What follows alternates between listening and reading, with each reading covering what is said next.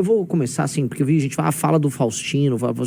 Eu não vou ficar falando do Faustino, vou dar uma fala clara para não tratar disso, porque basicamente dentro da militância, quem ficou vendendo o Faustino como a última bolacha do pacote fui eu. E eu sempre falo que a maior parte desses casos, né, quando eu peço os inimigos públicos, como inimigos públicos foi muito uma criação e investimento que eu quis fazer a partir de 2023 em criar quadros novos, rapazes que foram frutos da academia, eu me animei muito, e aquilo, pô, em 2023 a gente cresceu muito. Eu tenho, basicamente, eu era próximo do Bétega, eu era próximo do Costenaro, eu era próximo do Faustino, menos do Sandro, mas foi próximo do Sandro.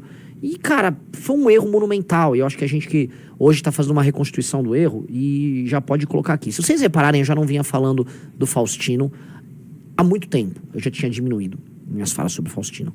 Tá, já tinha tirado o pé e tinha uma relação cordial, porque eu sabia e já dava para saber isso iria acontecer. Tanto com ele quanto com o Sandro. O lance do Sandro foi que a gente descobriu antes, basicamente, que ele é né? É aquilo que vocês sabem que ele é.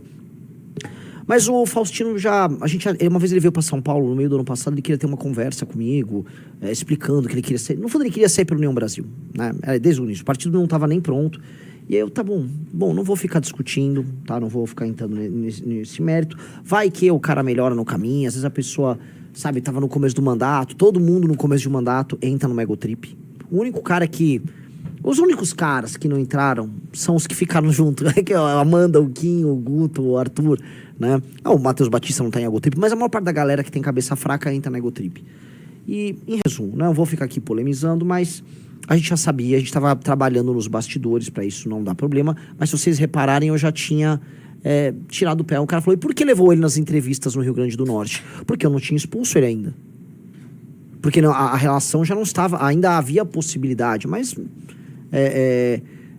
como é que eu posso colocar? Vocês têm que entender que na política você tem um processo e tem um tempo. E a gente tem que conduzir isso. Mas a gente já estava, entendeu? Vamos ver. E deu no que deu. No fundo, eu volto a colocar, o erro é meu. Uma pergunta boa. O projeto Leve Postos foi ou será afetado de alguma forma pela saída do Faustino? Não será. Não será porque o Faustino não tem nenhuma responsabilidade sobre a execução do Leve Postos. O investimento foi todo nosso.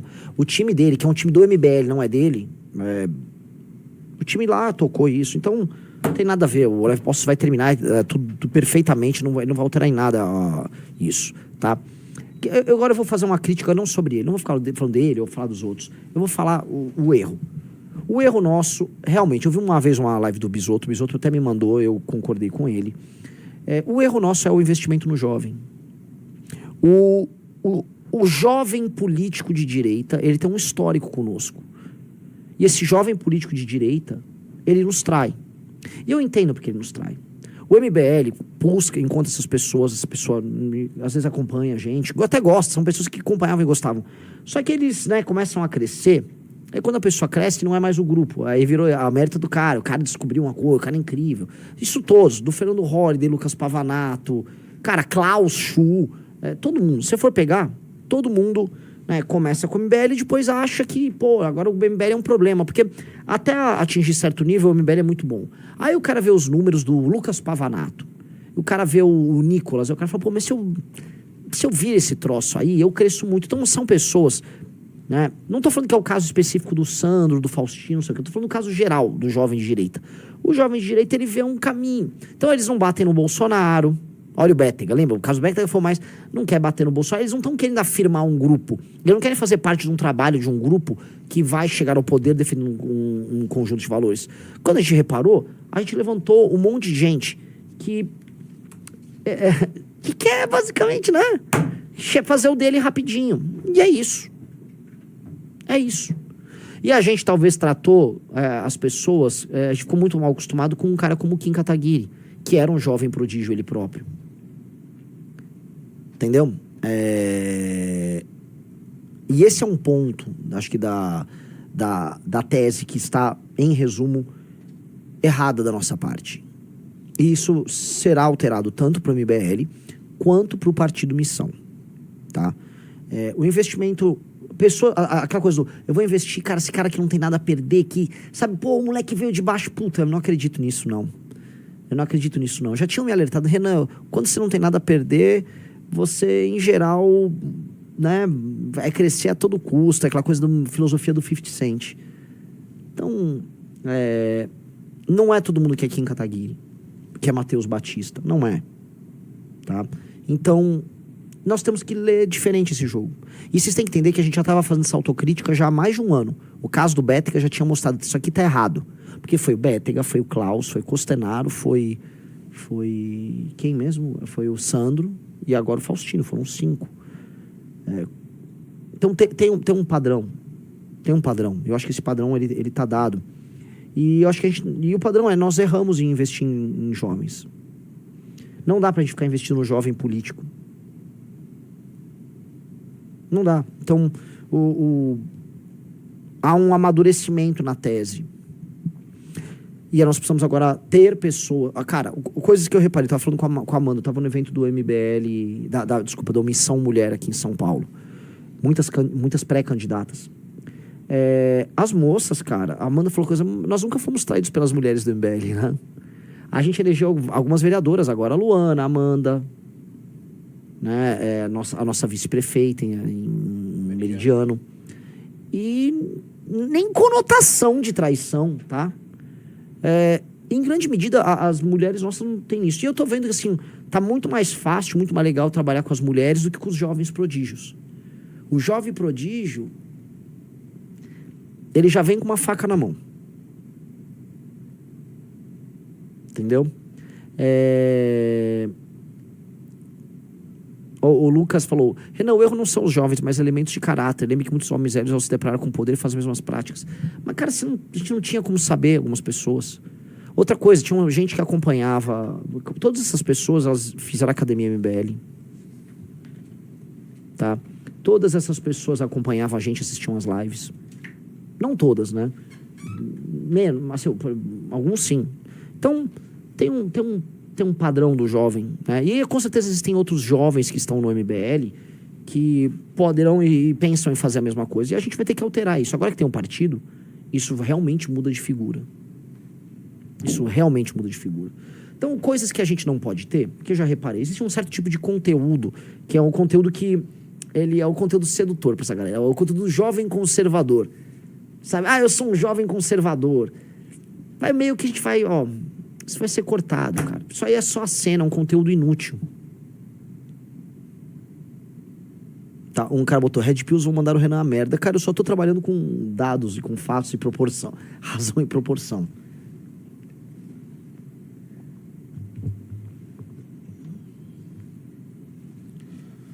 Pessoal, like na live. O Felipe T. Ribeiro falou: sinceramente, acho que foi só azar mesmo, Renan. Eu não sei, cara. Eu acho que trazer para perto pessoas que têm algo a perder é muito mais interessante.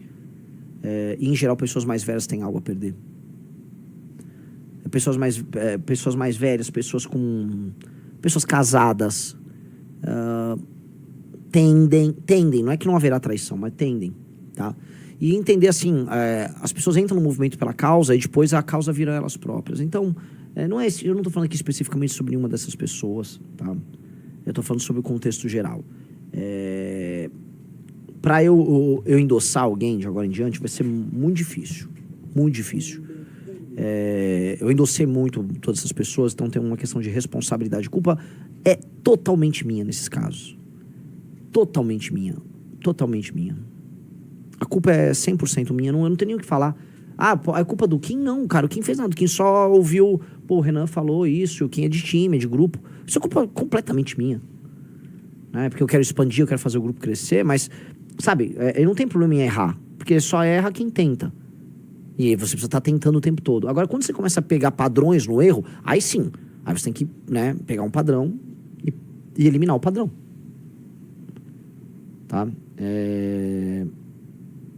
E eu acho que é sobre isso, entendeu? A gente tem que tem um padrão aí que é dado, sabe por quê? Reparem qual é o investimento do bolsonarismo hoje, do neobolsonarismo. É um perfil muito parecido com o perfil do cara do MBL, que é o jovem de direita, o homem jovem de direita, com suas peripécias e aventuras. Tem um monte aí.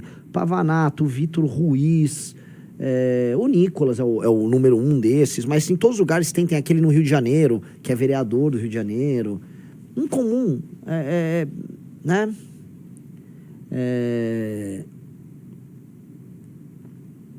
Incomum são todos muito jovens, fazem uns conteúdos meio ousadinhos, imitando fórmulas antigas que, em geral, foram desenvolvidas pelo Arthur, quase todas, né?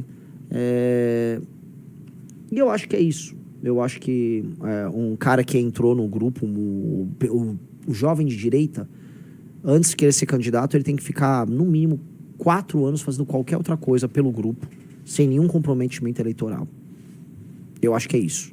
E se construir de maneira certa, pra gente saber que a pessoa vai ter maturidade na tese.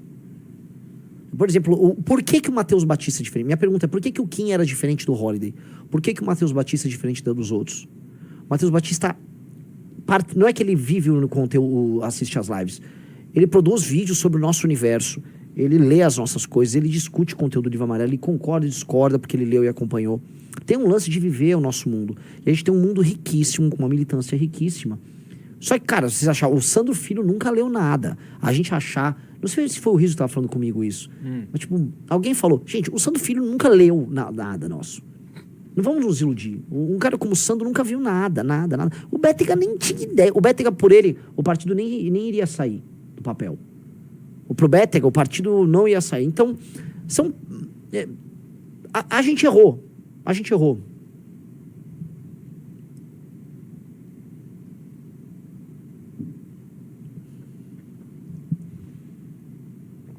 O Saf falou, Sandro mal sabia ler. Pois é. O cara falou, porra, mas como você esquece o Pedrinho? Se alguém perdendo muito, ele também... Não, o Pedrinho é outro exemplo no lado positivo. O Pedrinho é outro exemplo no lado positivo. E outra coisa, tentaram cooptar o Pedrinho, tá? Eu não vou falar, mas um partido lá do Ceará, logo após ele perder a eleição pra prefeito, pra vereador, falou, vem pra cá, tal. Ele... Ofereceram coisa pra ele. Então o Pedrinho é diferente, tá? Então, tem muita gente boa, só que as pessoas precisam olhar, e é um amadurecimento não só meu, como liderança. Eu acho que eu andei acertando muita coisa nos últimos anos, mas eu também errei. Isso aqui é um erro, eu tô aqui fazendo... A gente já tinha feito um meia-culpa sobre esse erro, né? E em resumo, tá? Eu acho que a gente tem que fazer essas, vamos dizer, leituras, e... Peço desculpas a todos, né, por cativar vocês a gostar desse cara e de outros tantos. O erro é meu. O erro nem é deles, tá?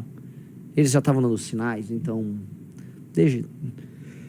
Agora, nós temos um projeto muito maior do que tudo isso. O projeto é tão maior, e a gente está fazendo coisas numa escala tão maior que isso já se tornou um não problema. Tanto que para mim não é um não problema. Então, está falado, não vou mais falar desse assunto, tá bom?